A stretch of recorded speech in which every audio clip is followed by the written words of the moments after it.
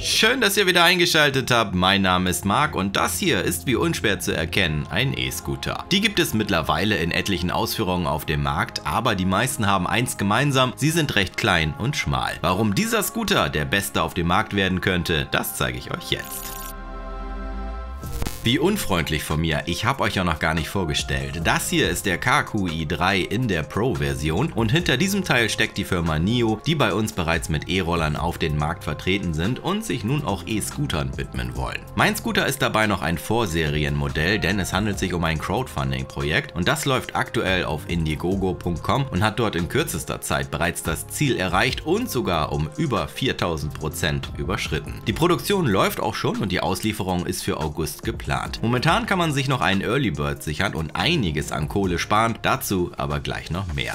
Was macht diesen Scooter aber jetzt so besonders? Fangen wir vielleicht mit dem offensichtlichsten an, seiner Bauform. Man sieht bereits auf den ersten Blick, das Teil ist massiver als viele andere Scooter gebaut und darauf liegt auch der Fokus. NIO spendiert dem Scooter von allem etwas mehr und schafft es dabei meiner Meinung nach, den E-Scooter auf ein neues Level zu heben. Los geht es damit schon beim Trittbrett, das 13% breiter gestaltet wurde, also auch für größere Füße ausreichend Platz bietet, ohne dass man sich schon selbst im Weg steht. 13% klingt erstmal gar nicht so viel, aber den Unterschied merkt man sehr deutlich beim Fahren. Durch die Möglichkeit des leicht breiteren Stands wirkt die Fahrstabilität zudem deutlich besser. Besser soll auch die stärker geneigte Position von 75 Grad des Lenkrohrs sein. Das Ganze in Verbindung mit einem 25% breiteren Lenker mit 54 cm. Das wird einem aber in der Praxis erstmal gar nicht so bewusst. Man fährt mit dem Teil und es ist anders, aber anders geil. Zu dem neuen Fahrgefühl tragen auch die Räder bei. Viele E-Scooter sind mit diesen kleinen, schmalen Vollgummireifen ausgestattet, die aber alles andere als Grip bieten. Luftgefüllte Reifen sind die deutlich bessere Wahl und darauf setzt auch NIO bei ihrem ersten Scooter. 9,5 Zoll Räder kommen zum Einsatz und wie ihr schon sehen könnt, sind die mit 6,5 cm deutlich breiter, als man es von den meisten Scootern auf den Straßen kennt. Auch das verleiht dem Fahrgefühl mehr Stabilität und vor allem einen verdammt guten Grip auf der Straße. Der Elektromotor leistet in der Pro-Version 350 Watt und beschleunigt den Scooter zügig auf die 20 km/h Höchstgeschwindigkeit für deutsche Straßen. Er treibt dabei aber nicht das Vorderrad an, sondern sitzt am Hinterrad und schafft es laut NIO auch Steigungen bis zu 20% zu bewältigen und das ist doch mal eine Ansage.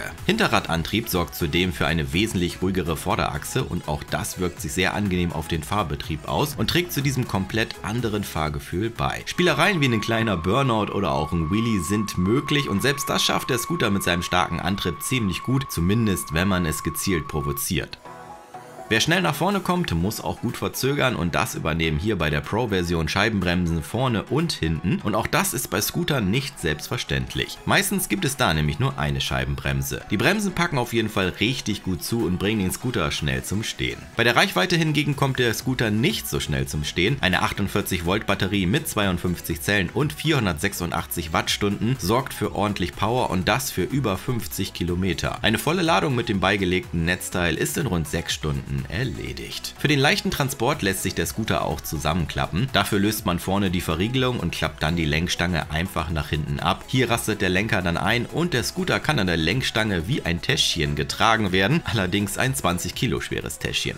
Auch bei der LED-Beleuchtung verbaut NIO keine normalen langweiligen Lichter. Das Frontlicht sticht dabei mit diesem leichten Angel-Eye-Effekt wohl am stärksten aus der Masse heraus. Es sieht aber nicht nur schick aus, sondern leistet mit 3 Watt auch eine gute und recht breite Ausleuchtung bis zu einer Entfernung von rund 20 Metern. Bleiben wir noch kurz hier am Lenker, denn auch beim Tacho geht NIO einen eigenen Weg und präsentiert ein LED-Dashboard mit Anzeige der aktuellen Geschwindigkeit, der Akkuladung und weiteren Infos. Zudem gibt es auch noch eine App-Anbindung, mit der dann weitere Daten ausgelesen und Einstellungen getätigt werden können.